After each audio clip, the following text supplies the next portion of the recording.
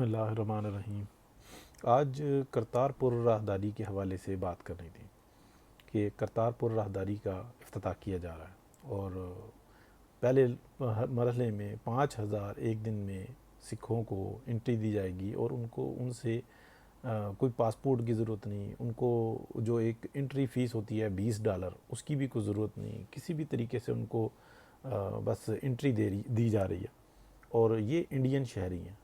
اچھا، اس کے علاوہ یہ بڑا لمحہ فکریہ بن گیا ہے کہ کس قسم کے یہ ایگریمنٹ کیے جا رہے ہیں پاکستان کے لیے کہ پوری دنیا سے جو سکھ یہاں پر حاضری لگانے کے لیے آئیں گے اپنے مقدس مقام پر، وہ پہلے انڈیا میں لینڈ کریں گے، وہیں پہ سارا فورن ایکسچینج دیں گے، ساری جو بینیفٹس ہیں ان کو انڈیا میں دیں گے، اور اس کے بعد وہ ہاتھ ہلاتے ہوئے پاکستان کے اندر آئیں گے، یہاں اپنی زیارتیں کریں گے اور یہاں سے وہ ڈائریکٹلی انڈیا واپس چلے جائیں گے۔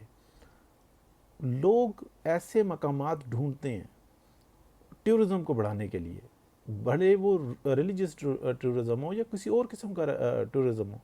ہم کیا دیکھ رہے ہیں؟ اگر دنیا کے سکھوں کو یہاں پہ انٹری دینی ہے تو آپ انٹری فیس فری کر دیں، ٹھیک ہے، پاکستان میں بلائیں، ویلکم کریں، یہاں کے ہوٹلز میں رہیں گے، یہاں پہ وہ فورن ایکسچینج لے کے آئیں گے اور ان کو یہ سہولت دے دیں، ٹھیک ہے۔ اگر آپ اس زیارت کو انجوائے کرنا چاہتے ہیں، اس کی زیارت کرنا چاہتے ہیں تو یہاں پہ انٹری کریں جو فورن کے ہیں، اور انڈیا اگر آپ جانا چاہتے ہیں تو ہم یہاں سے آپ کو ایگزٹ دے دیں گے، لیکن انٹری آپ کی یہیں سے واپس یہیں پہ کرنا پڑے گا اور یہیں سے آپ فورن میں جا سکیں گے۔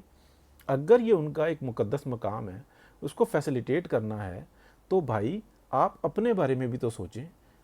کشمیر ہمارے لیے سب سے بڑھ کر ہے، لیکن میں اس لمحے میں یہ بات نہیں کر رہا کہ ہم کشمیر کے بارے میں کیا سوچتے ہیں۔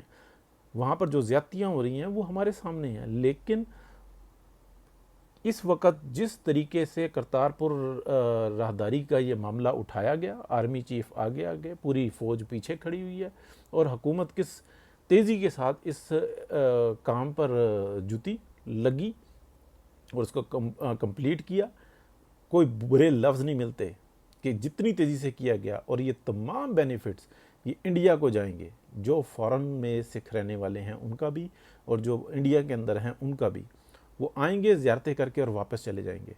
یہ ہمارے لیے لمحہ فکریہ بن گیا۔ اس ٹائم میں ہمیں سوچنا ہوگا کہ کیا یہ جنرل کیانی کا جو جزیرہ ہے اس سے بڑا کوئی جزیرہ خریدا جا رہا ہے؟ یہ کیا ہو رہا ہے؟ اگر یہ ایکسٹینشن بھی ہو گئی تو کیا یہ 2 اور 4 جزیروں کے اوپر بات نہیں جائے گی؟ ہوس ختم نہیں ہوتی۔ ہوس کا جو پیٹ ہے نا وہ قبر کی مٹی بھرتی ہے، اس کے علاوہ اور کوئی نہیں بھر سکتا۔ بہت شکریہ۔